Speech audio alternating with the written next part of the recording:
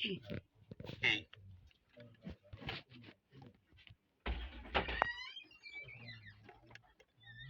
¿Pueden ver mi pantalla?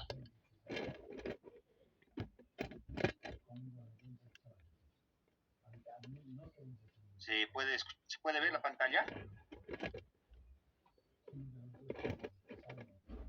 Ok. Bueno, entonces vamos empezando con esta primera parte de la exposición, malformaciones congénitas de la laringe, tráquea y bronquios. Un tema un poco infrecuente en pediatría, ¿no? Bueno, ahí le pongo la primera diapositiva, el primer paper ahí como para que vayan viendo el diagnóstico diferencial de esta enfermedad. Lo que habíamos hablado en la anterior clase, ¿no? Cuando es agudo, generalmente es un problema infeccioso, una laringotraqueitis, microtitis, difteria, edema angioneurítico, un absceso retrofaringeo, ¿no? Son los causantes de disfonía, estridor, dificultad respiratoria, fiebre, etcétera, ¿no? Cuando es agudo. Pero cuando es crónico, ya pensamos en un grupo espasmódico, en una laringomalacia, una estenosis glótica, subglótica, neumonía subglótico, una parálisis de las cuerdas vocales, quistes congénitos, anillos vasculares, estenosis traqueal, etcétera, ¿no? Que es parte, digamos, del tema que vamos a tocar el día de hoy. Bueno, ¿qué características tienen estas patologías? Dentro de los síntomas frecuentes, tienen una obstrucción de la vía aérea, una respiración más ruidosa, una dificultad en la alimentación, trastornos para la fonación, para el habla, ¿no? Son características de estas enfermedades y pues muy importante tener en cuenta, digamos, para hacer diagnóstico de estas entidades patológicas, ¿no? Bueno, ¿qué es importante considerar? Las malformaciones congénitas de la tráquea y los bronquios generalmente tienen una dificultad respiratoria más grave desde los primeros minutos de vida, cuando la malformación congénita es a nivel de la tráquea y los bronquios. Cuando es a nivel más alto, a nivel de la laringe, como que a veces pues nos damos cuenta cuando hay alteración a nivel de la lactancia, alimentación, 2, 3 meses recién, ¿no? Y pues a veces, pese a eso, ya no nos damos cuenta y pues, ¿qué condiciona? Esa obstrucción fija de la vía aérea, una obstrucción crónica, como ven en la diapositiva, ocasiona una hipoxemia crónica que va a tener repercusión tanto en el crecimiento y en el desarrollo de ese paciente. Muy importante, a veces vemos pacientes con desnutrición secundaria, pues decimos, ¿qué onda con este paciente? No está creciendo bien, no está ganando peso, etcétera, y pues así nos damos cuenta que la hipoxemia crónica está repercutiendo más aún en nuestro medio, que ya de por sí somos hipoxémicos crónicos acá en la ciudad de La Paz, en la altura, ¿no? Pues para ir empezando la laringomalacia, ahí como dice la diapositiva, 45 a 75% de las malformaciones congénitas de la laringe se deben a esta patología, la laringomalacia congénita, que se manifiesta por un estridor inspiratorio y está ocasionado secundario a una disminución del tono muscular a nivel de la laringe. La clínica generalmente se inicia a las 2 semanas de vida y pues se agrava a los 6 meses de edad. Se asocia a otras patologías como el reflujo gastroesofágico, el reflujo laringofaringio o enfermedades neurológicas secundarias, ¿no? Malformaciones congénitas del sistema nervioso central que también están relacionadas con esta patología. Dentro del diagnóstico, muy fácil hacer una laringoscopía flexible para el diagnóstico de una laringe mejor si el paciente está despierto, así vemos la hipomotilidad, porque a veces cuando está sedado, lastimosamente no podemos ver por la paresia que puede tener a nivel de la laringe, de las cuerdas vocales, la hipotonía que se manifiesta por secundaria de la y ahí como que te va confundiendo y pues ahí será o no será, digamos, ¿no? Y pues a veces cuando lo haces con una sedación consciente, obviamente solamente para el manejo de la analgesia y el dolor y haces el procedimiento, pues te dan mejores resultados para el diagnóstico. La radiografía de tórax es otro medio de diagnóstico, tanto del tórax y de el cabo, ¿no? Cabo se llama, ¿no? Radiografía del cabo, que es una proyección de la vía respiratoria alta. La dificultad para la alimentación, la disfagia, la escasa coordinación en la succión, deglución y respiración también nos orientan a pensar en el diagnóstico de esta patología en los pacientes pediátricos. Y pues vamos a ver una laringe así en la laringoscopía, alterada en su anatomía, pues así, ¿no? De esta forma, con una alteración de hipomotilidad que ya te llama la atención, que no es una arquitectura normal de la laringe. Entonces, ya vamos viendo alteraciones, mira, es decir, no tiene una apertura normal de la vía de las cuerdas vocales, igual se las ven un poco, y no tienen esa coloración normal que deberían tener, ¿no? Y pues en la radiografía podemos ver un estrechamiento a nivel de la vía aérea superior, a nivel de la laringe, como podemos ver acá, que nos hace sospechar si el cuadro es crónico de una laringomalacia. Pese a eso, el diagnóstico generalmente, como hemos mencionado, es por la laringoscopía y pues realizado por un especialista en vía aérea, generalmente un neumólogo pediatra o un otorrinolaringólogo pediatra que tiene que hacer el procedimiento para que en base a su experiencia nos diga no tiene las características normales de una laringe y pues parece una laringomalacia, ¿no?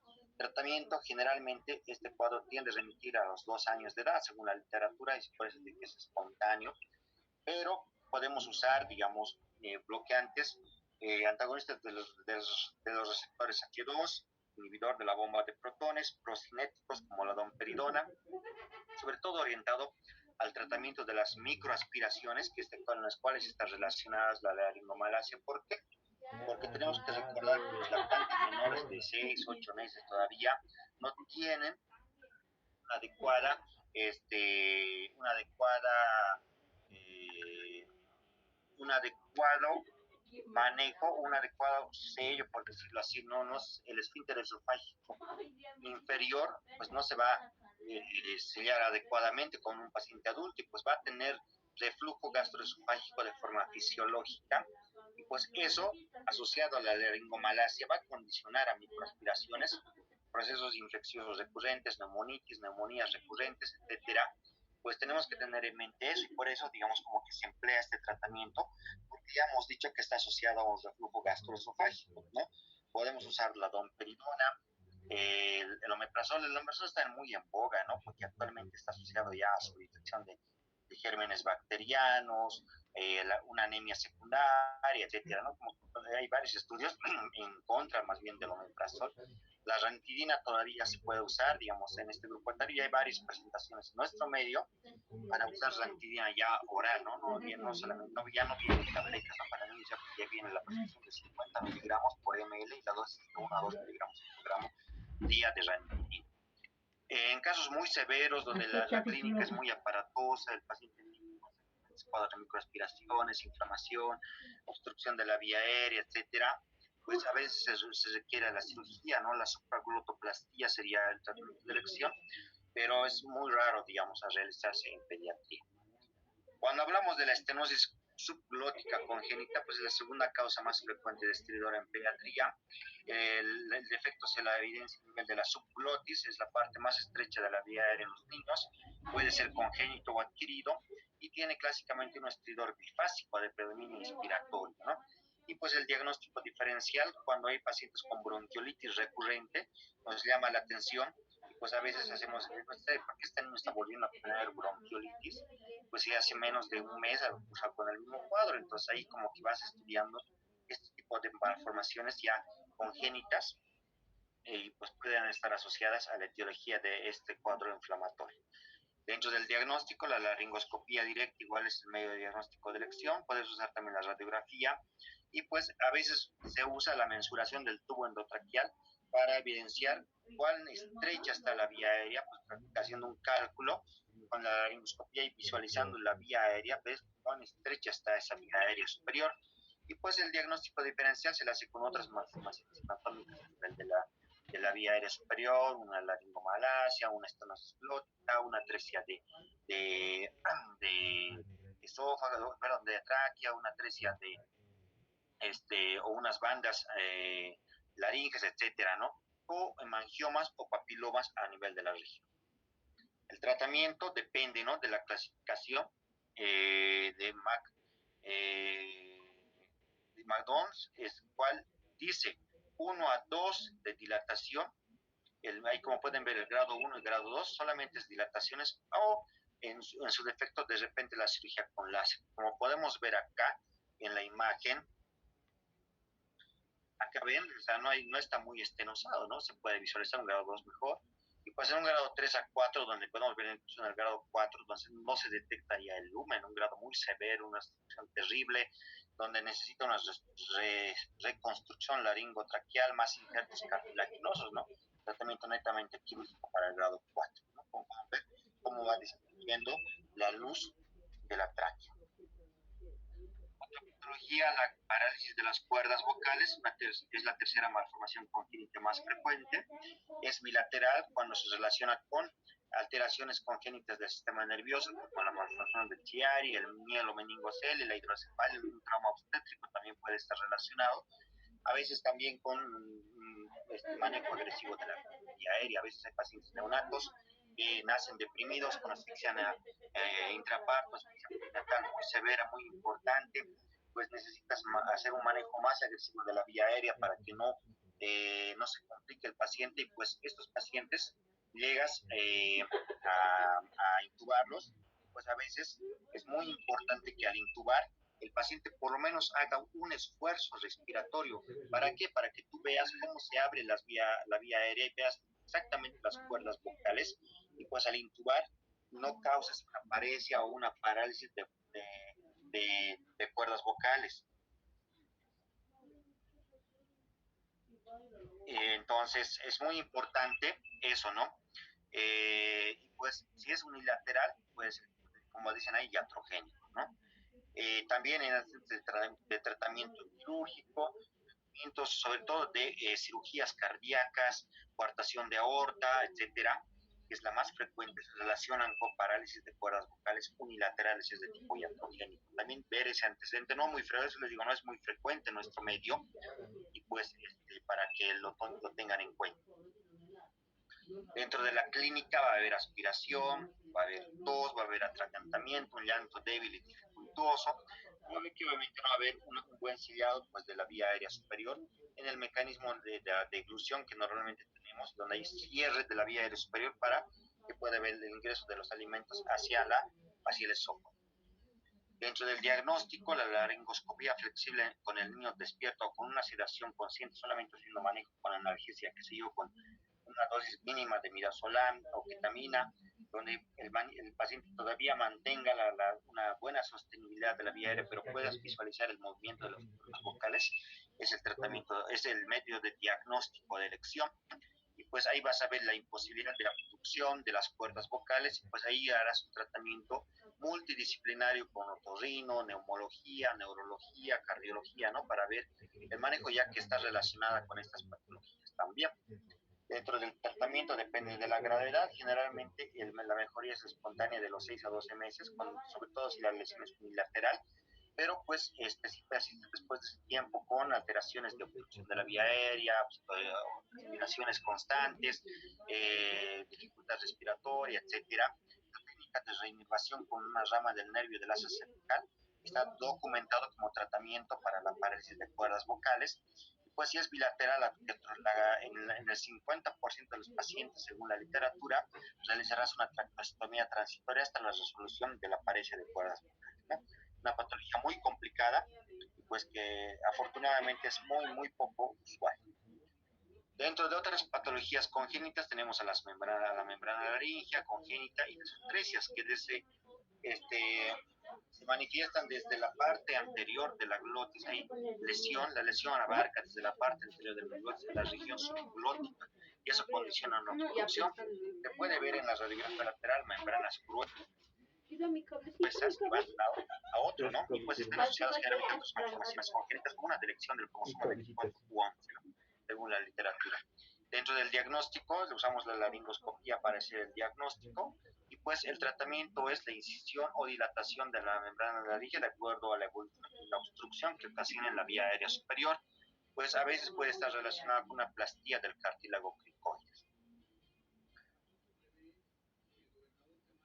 Bueno, dentro del hemangioma subglótico congénito, otra patología de diagnóstico, vemos que está asociado a dificultad respiratoria al inicio de la lactancia, tiene un estridor bifásico que empeora con el llanto, y pues a veces el paciente se manifiesta solamente con flux recurrente, y pues hacemos diagnóstico diferencial, ya que el paciente cursa muy persistentemente con cuadros infecciosos que a veces uno sospecha está pasando, digamos, alguna otra patología, qué sé yo, y pues incluso inmunodeficiencias, etcétera, pensamos, y pues a veces no nos damos cuenta que es un problema congénito. Afortunadamente, el 1% de los hemangiomas cutáneos están relacionadas con un hemangioma subglótico congénito, por eso como que no hay que confiarse, pues en todos los hemangiomas que tengan dificultad respiratoria, pues tú vas a decir, es un hemangioma subglótico, ¿no? Eh, entonces hay que tener en mente eso. Pues el diagnóstico y el tratamiento, pues se le hace una radiografía de tórax y del cuello, y pues con la endoscopía vas a visualizar las lesiones características del hemangioma, y pues puedes ver este síndrome que está descrito igual en la literatura, el síndrome facies, que es una malformación de la fosa posterior con hemangiomas, lesiones arteriales en la cabeza y cuello, malformaciones cardíacas, oculares y una hendidura externa.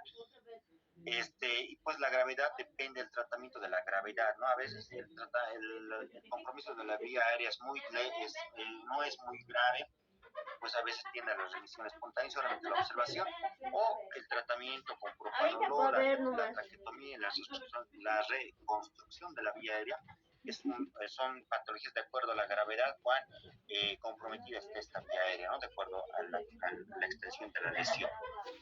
El laringocele y los quistes saculares generalmente son dilataciones de sáculo laringio, y cuando tú visualizas, en teoría son dilataciones de sáculos llenos de aire, por decirlo así, pues cuando tú ves contenido de moco en su interior, entonces ahí ya no es solamente un laringocele, es un quiste laringio congénito, no es un quiste sacular solamente, ¿no? Haces diagnóstico a veces con una punción dirigida, ecografía, y pues donde obtienes el contenido mucoso característico, ¿no? La laringoscopía flexible se utiliza para el diagnóstico en estos pacientes, y obviamente el tratamiento es la resección quirúrgica, la marsupialización de la lesión de los quistes y la resección de estos, ¿no? Y luego la reconstrucción y la plastía de la tráquea. La hendidura laringea posterior y la hendidura laringotraqueosofágica son otras alteraciones que se pueden ver muy poco frecuentes. También son defectos por una deficiencia a nivel de la línea media en la cara posterior de la laringe. El grado 4 es el más grave y se extiende hasta la tráquea cervical, ¿no? Se asocia a una agenesia traqueal, fístulas traqueosofágicas, múltiples malformaciones congénitas como el síndrome de Opie, Pallister, etcétera, ¿no? El diagnóstico es mediante una laringoscopía y broncoscopía directa. Y como podemos ver, la hendidura tipo 1 se extiende hasta las cuerdas vocales, el tipo 2 hasta el cartílago cricoide sin rebasar su límite superior, el 3 hasta la tráquea cervical y el 4 hasta la tráquea torácica, ¿no? Una lesión completa. Dentro de otras malformaciones vasculares cardíacas tenemos a las asociadas a la aberrancia de la arteria innominada, el anillo vascular clásico mencionado en la literatura, que es una malformación vascular generalmente derivada del desarrollo anormal del callado aórtico, que va a envolver a la vía aérea de forma parcial, completa o completa, ¿no? El diagnóstico se hace por un esofagograma con varios, donde vamos a visualizar la estenosis de la lesión, y también puedes complementar con una tomografía contrastada de alta resolución o una resonancia magnética. El tratamiento es quirúrgico, ¿no? Para la estenosis y membranas de la y atresias de la tráquea, el diagnóstico generalmente es casual posterior a una infección respiratoria aguda persistente que no remite con el tratamiento habitual que se realiza, y pues ahí como que haces más abordaje, más estudios, pues a veces es un hallazgo, ¿no? La broncoscopía define la extensión de la lesión, y el tratamiento depende del tipo de la lesión. Si es una obstrucción o una estenosis muy severa, de repente una resección traqueal mastroplastía va a ser el tratamiento de elección. Depende del grado de estenosis que tenga a nivel de la tráquea, ¿no? Los quistes del intestino anterior, el quiste broncogénico, esofágico intramular y el quiste entérico ocasionan igual obstrucción respiratoria y disfagia característica, ¿no? En estos pacientes asociados a una malformación a nivel del desarrollo del intestino anterior. El medio de diagnóstico ideal para esta patología es la tomografía contrastada de alta resolución, y pues el tratamiento es netamente quirúrgico, ¿no? La resección quirúrgica de este tipo, ¿no? La traqueomalacia y la broncomalacia, pues en esas patologías no existe cartílago suficiente para mantener permeable la vía aérea, ¿no? Pueden ser primarias y secundarias, y pues dentro de la clasificación tenemos a las primarias por una ausencia congénita de los cartílagos traqueales, y la secundaria es una atresia esofágica con fístula traqueosofágica, los anillos vasculares, la compresión traqueal por la arteria innominada, la compresión traqueal por masas diastínicas, los cartílagos traqueales sean normales, blandos, asociados al trastorno del tejido conjuntivo, la ventilación mecánica prolongada y la neumopatía crónica.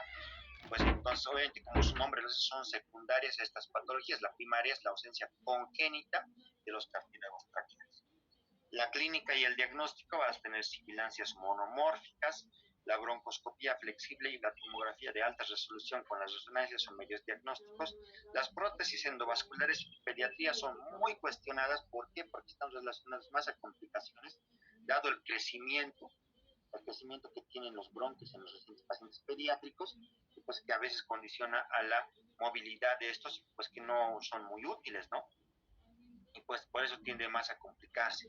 El CPAP, la presión positiva de la vía aérea más por la traqueostomía, generalmente puede ser, digamos, como de elección en pacientes que realmente la broncomalacia sea muy severa o la traqueomalacia sea muy severa y pues y condicione a que el paciente no pueda mantener la vía aérea, ¿no? Y condiciona una hipoxia crónica.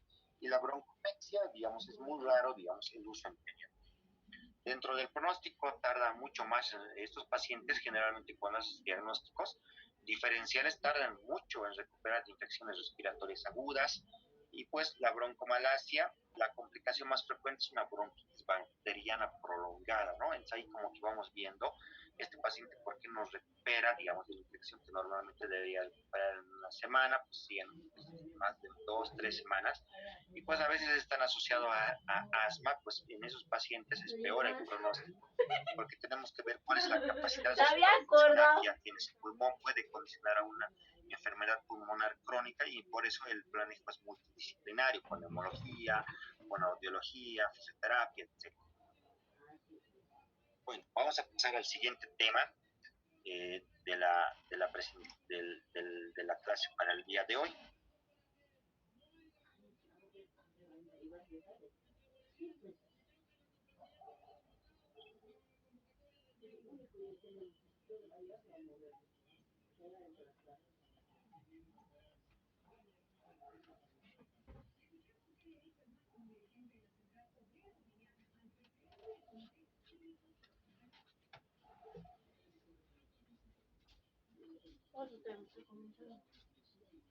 Ya. ¿Pueden visualizar mi pantalla? ¿Me confirman en el grupo?